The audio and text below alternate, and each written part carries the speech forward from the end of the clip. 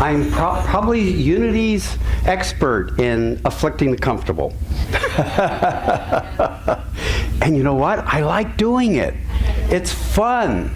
You know, when I get to speak amidst a wonderful population like this, I like to stir up your thinking. And that's really what I intend to do, is simply stir up your thinking. And I hope you'll understand what I'm saying, but I've learned I can't make you believe what I'm saying. I wish I could, but I can't. And so you already noticed by the affirmation, something sounds very contrary to what we talk about in Unity, right? What in the heck is the joy of limitation, for goodness sakes? And this, okay, so how far do I get to go? Okay, okay, good. You know what? And I need my clicker too. Here we go. I think I'm afflicting me now. I'm not sure.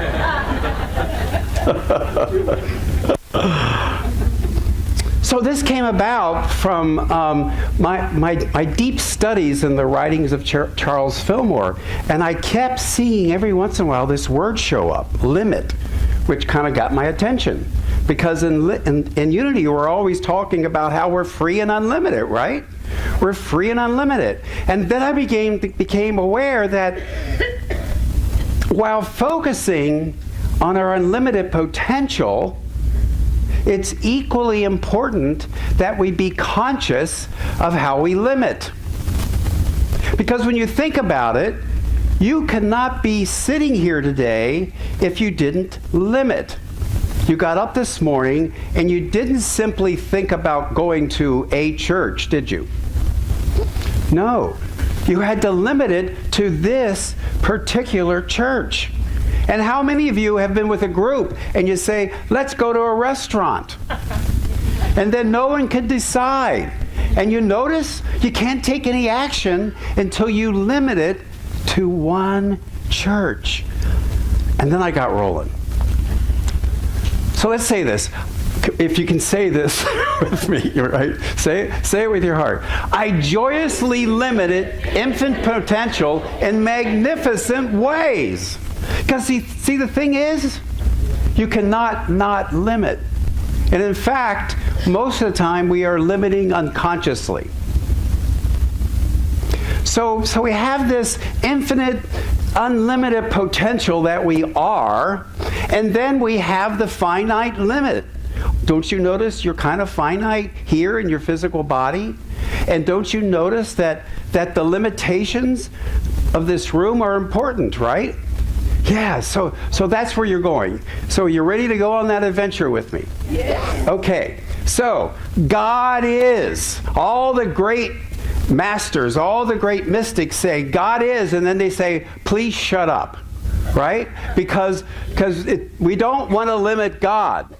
Well, on one hand, we don't want to limit God, but on the other hand, it's very important that we limit God. And when we limit God, it's like we limit God to this, and God is so much more. Okay, so let's look at this. So Unity, we say God is infinite potential. Well, that's unlimited, right? But don't we say also God is principle? Have you heard that? Okay, and we say God is power. Okay, what are some of the ways you hear in this congregation? God is what? Good. God is good. God is love. Source, present, flexible. Yeah. God does yoga. Not so much for me. Okay? But we also say God is not a being. God does not change. God is not opposed. Remember that? There is no opposing power to the divine. But why do we define God? Well, we define God to feel good, don't we? Don't you feel good sometimes? And to be in relationship with God. That's why we sometimes say God is Father, we're children of God, and things like that, even though we know that's not literal. And to have an understanding of God. And for me, this last one is the most important.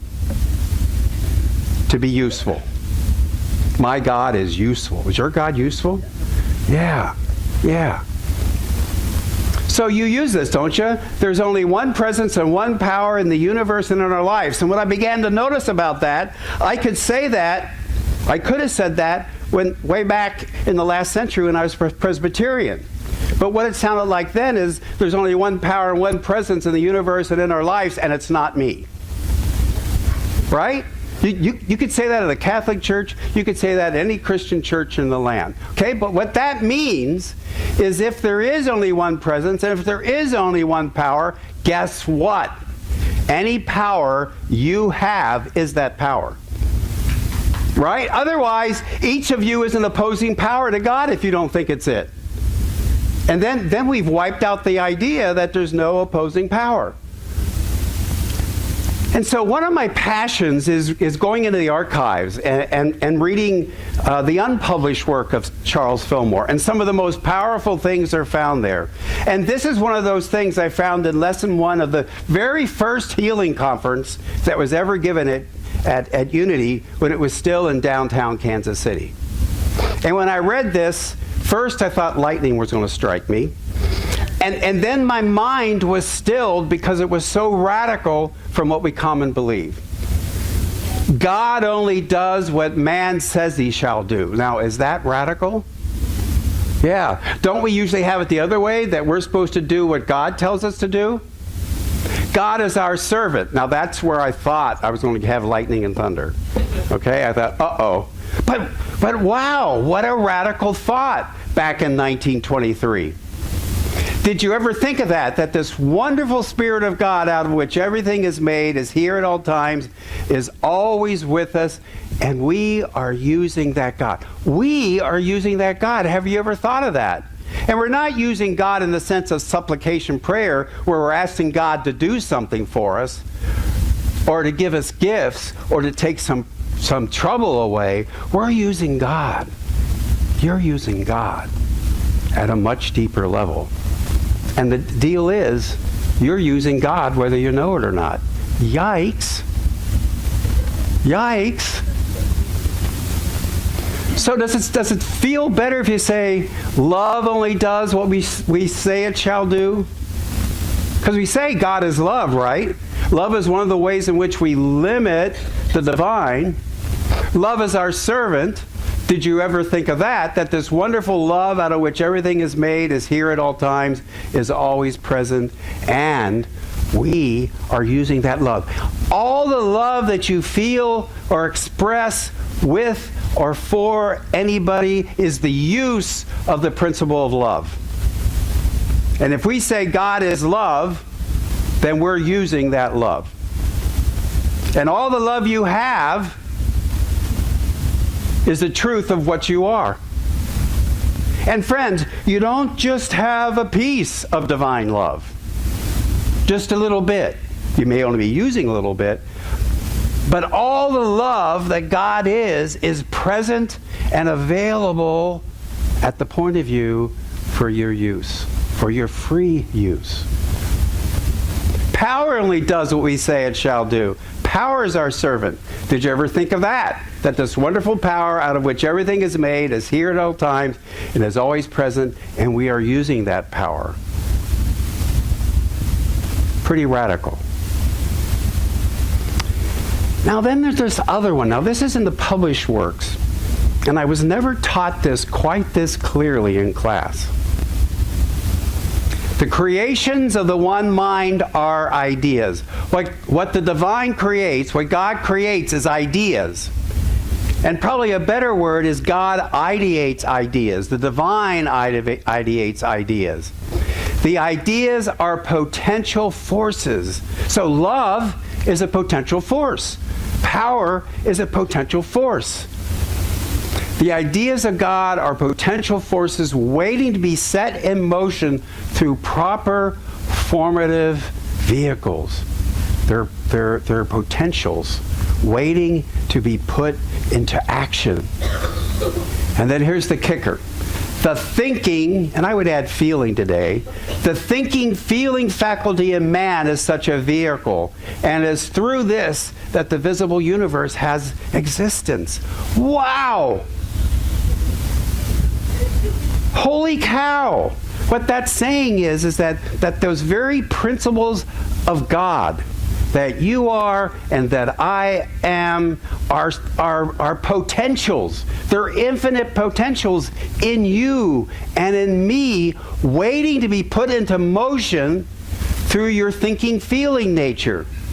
That song that they just sang so well, the reason why you can change your thinking, the reason why you can change your attitudes, because you are the one that are shaping these potential forces. And friends, if you don't like the thought you're having now, you can go back to the idea, reshape it, relimit it in a way that you like. So you see, we are this infinite, unlimited potential. The divine is. And then through thought and word, and again I add feeling, through thought and word, we limit this infinite potential to something finite and limited. And that is how you manifest your life. Wow. There is but one power. We use it as we will. There is only one power, folks. And you're using it every moment of your day. There are not two powers, but two ways of using power. If we send it out by our thought and word and hate, it destroys. Have you noticed that? Right? And friends, there's more than two ways to send it out. But these are the most stark. If you use your power in hateful ways, do you notice how it destroys? And the important thing to notice is it destroys you first. It destroys you first. It diminishes your consciousness first. If we send it out by our thought and word and hate, it destroys. But if we send it out in love, it builds. Have you noticed that? Wow. And see, if we're noticing that, then it's our job to be conscious. I'm responsible for the use of divine power at the point of me. You're responsible for the use of divine power at the point of you, and you, and you. Same thing with love. You're responsible. So, what I've come to find, it's all about limiting. And if you don't like the word limit, you can say focus or refine, because limit doesn't seem like a unity word. Right? And so when we couple that with the concept that the choices you make and empower with desire is what drives limitation, and it's what drives manifestation. It's what drives demonstration. Folks, this is the key to a better life. You don't have to wait for it to happen to you. God is mind idea. Through thought and word, we limit, define, focus, and form, and we get expression. We get demonstration. We get manifestation. You are the creator of your lives. Wow, what responsibility. And what fun it can be.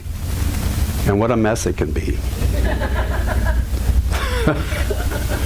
So you see, there's this infinite potential that's made up of all ideas. Now, where's my table? Here we go. Okay, so let me give you a concrete example of this. So we have this table, right? Physical table. And this table came into existence because a person or a committee limited that idea of table to this specific idea of table. Okay? And then that limitation first occurred in their minds, right? They could see it in their minds. And then maybe the first expression or manifestation out in the physical realm was to draw it, and then they built it. Okay? But that specific idea is a limitation of the idea of table. You with me? And the idea of table is a limitation of idea. Isn't that cool? Infinite potential, idea, idea of table, specific idea of table. Now I can express, I can manifest a table. Now take a deep breath. It's going to get really cool now. This is just so cool. How many people can use the idea of table at the same time? Unlimited. How many tables can be made from the idea of table? Unlimited. No matter how anybody uses an idea of table, does it change the idea of table? That's prosperity. Do you see that? Every idea inherent in it is abundance, is prosperity. Because it can be used an infinite number of times by an infinite number of people to create an infinite number of things without ever being changed or altered. Wow! And even cooler is, no matter what I do to this table, if I reduce it to its energy, we will never find the idea of table. Because the idea of table exists in a realm called consciousness. And if I destroy this table, it doesn't alter the idea of table. That is true of all idea, and that's true of idea called the divine. Are you with me? Okay. So if you don't like this table, you can go back to the original idea of table, relimit it, refocus it, redefine it, till you get an idea in table that you then manifest. You and I are doing the exact thing now to manifest your personality and your bodies. Let me say that again. You, right now, are using ideas at an unconscious level to manifest your personality and your physical bodies. And we're doing it all unconsciously. And the way we change is to become aware of the ideas that we've been using to re-manifest ourselves. You see, when we say we want to grow spiritually, what in the world does that mean? You've got to change your individual thoughts. You've got to change your individual thoughts. And you can do that by going to the infinite, becoming aware of ideas, limiting those ideas to a new thought. We raise consciousness by changing the quality of our thinking. That's what the song was about. So we have this infinite potential, we have mind idea, we have the Christ idea, remember that? You know, traditional Christians say, what would Jesus do, right? We could say that, but Jesus would answer, I'd be the best Christ I could be. That's our job, is to use this Christ idea to be the very best we can be. And that Christ idea is made up of 12 powers, and we're limiting those 12 powers to be you, to be me. What are you choosing? What are you desiring right now? Because that's driving the moment-by-moment creation and manifestation of your personality and your physical body, one way or the other. How are you showing up this moment? Somehow you chose that. Sometimes it feels like it chooses us, right? It just shows up and go, whoa, right? As soon as we become aware of a way we're showing up, we can go back to the idea, because the idea hasn't been changed or altered in any way. It's there like a fresh newborn baby. And we can relimit it in new ways to show up differently. I don't care if you were if you feel like you were born that way. I don't care if you think it's a karmic thing the way you're showing up. What's important is now, and you can use your personal power and your personal love to define and limit ideas. You see, we are infinite unlimited at the level of idea. And we are the thinking nature that uses those infinite potentials that are simply waiting for us to use. And we get to decide how we're using them. Does that make more sense now? Let's say it with a little more feeling. I joyously limit infinite potential in magnificent ways. Now that's a wonderful general affirmation. Let's say it again. I joyously limit infinite potential in magnificent ways. And I'll share with you that while that is good, you can do better. Because I have a saying, that's vague. What happens in vagueness stays in vagueness, okay? You're not going to get much change. So you can create an affirmation that affirms that exact spiritual principle that, or the way in which someone shows up spiritually. You can use that in an affirmation. Now you're being more specific, because it's all about changing the quality of your thinking, the quality of your feeling nature. That's how you grow. So I'm going to invite you to close your eyes for a moment. Take a deep breath.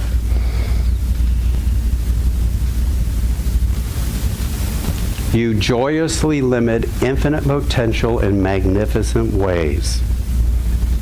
I joyously limit infinite potential in magnificent ways. You are divine, I am divine. Let's say, I am divine together.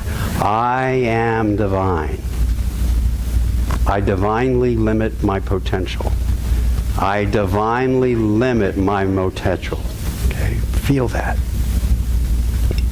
We claim that now through the power of our word, followed by our deeds. You are divine. I am divine. That's the truth. And so you are, and so I am, and so it is. Amen. Thank you for being here.